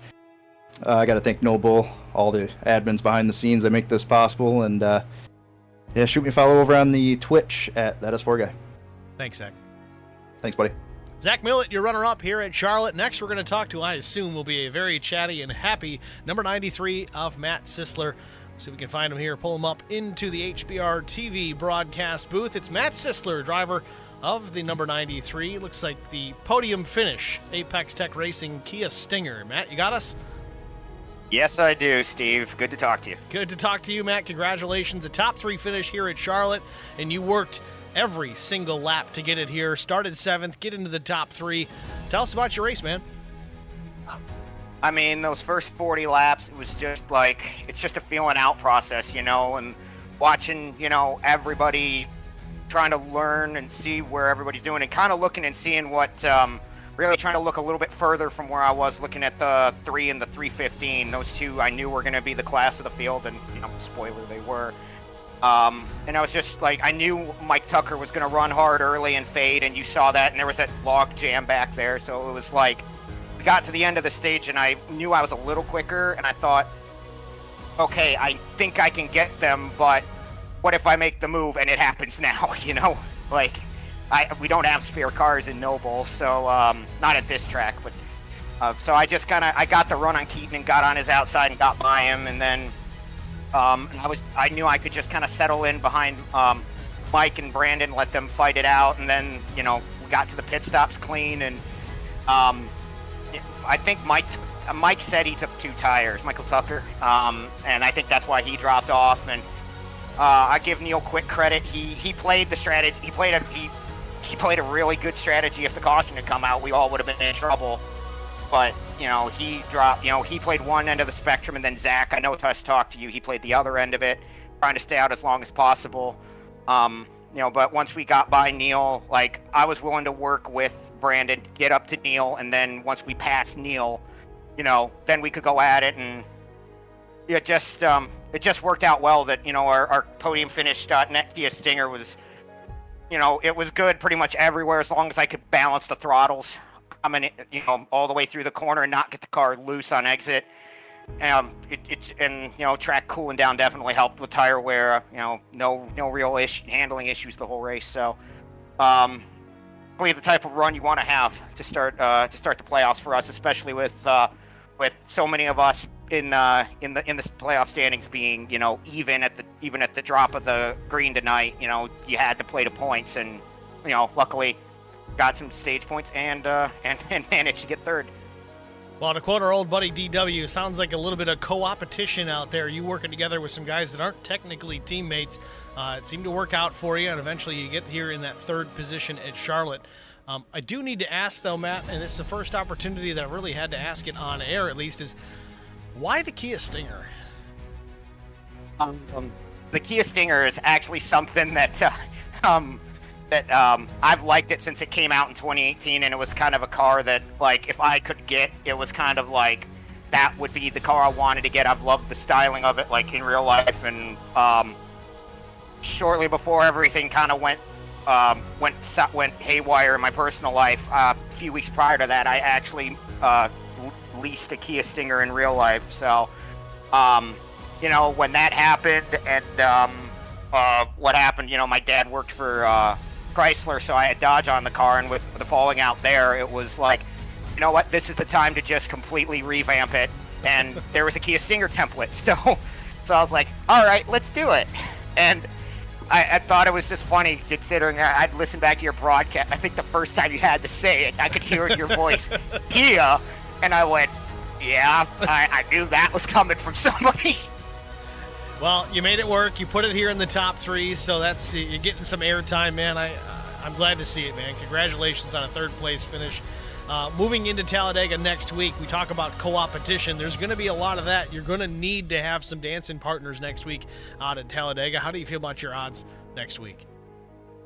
I mean, we had a fast car at Daytona. The problem was we kind of got trapped back before the end of this. We got trapped behind in traffic, and we lost the draft. So it was kind of like, that first stage, we didn't really, our Celsius Stinger at the time it couldn't show what we could do because we were trapped in about 16th or 17th. And then, I was playing the Dale Jarrett card and kind of just hang back, wait for the chaos. And, we ended up fifth. So, I like that, it's a crapshoot going into Talladega. It's any plate track it is. And, if we find ourselves, I'm just going to try to put the car in the good spot at the end of the race. I have won races in the past at Talladega where, better guys than me have, gotten into it. They've wrecked, and I managed to skate through a wreck and come out the other side and get wins. So, we'll just have to see, it's all about survival at Talladega. It's a beast of a track for a reason. And, we'll just hopefully be able to at least keep all four fenders on our Kia Stinger at the end. That'll probably be the main goal, and then anything else, in the top 10 after would probably be a bonus. Well, fair enough, Matt. Again, congratulations. A solid top three here at Charlotte. Wish you the best of luck next week. Who do you want to shout out to before I let you go? Well, obviously our primary sponsor for the car tonight, Steve, thepodiumfinish.net. They're a great site. I've worked with them for a few years on various motorsports content. They do a fantastic job over there, and I'm honored that my buddy Rob, who runs that, was able to let me put this on our car and run it. All the other sponsors as well.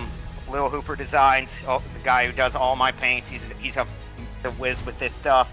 Apex Tech Racing Supply, Tire Pros, Celsius. I sound like I'm extremely hyper at the moment. TPI, UNOH, which is my paint designer school.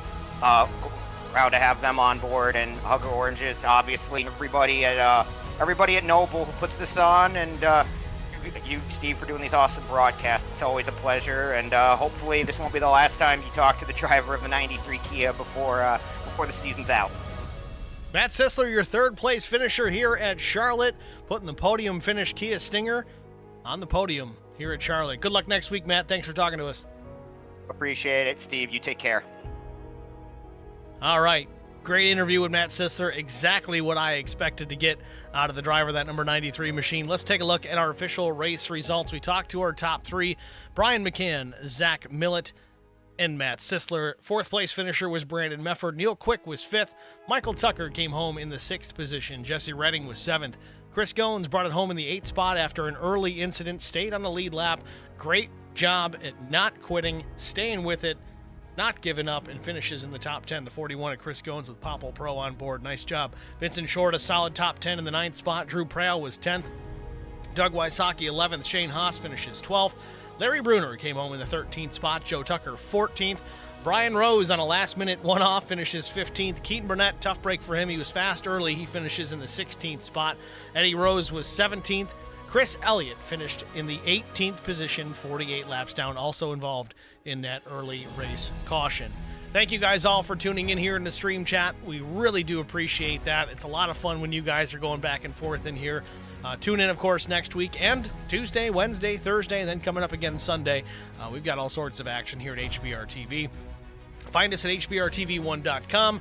We'll get the live link posted up there as well. And then if you haven't already done so, please like the stream, youtube.com/@symbol HBR TV and the number 1. Subscribe if you haven't already. We're on the push to 1,000 subscribers this year alone. We just gone over 700, so I think we're about 723 and change at this point. We got a lot to do. We got more to get. Let's keep it up. I know it's tough when we keep doing the same leagues week after week after week, but I guess that's a good thing. Repeat business is always a plus. With that said, congratulations again to Brian McCann on the race win here at Charlotte. Tune in next week for more racing action here at HBR TV. Thanks for watching, guys. Have a good night.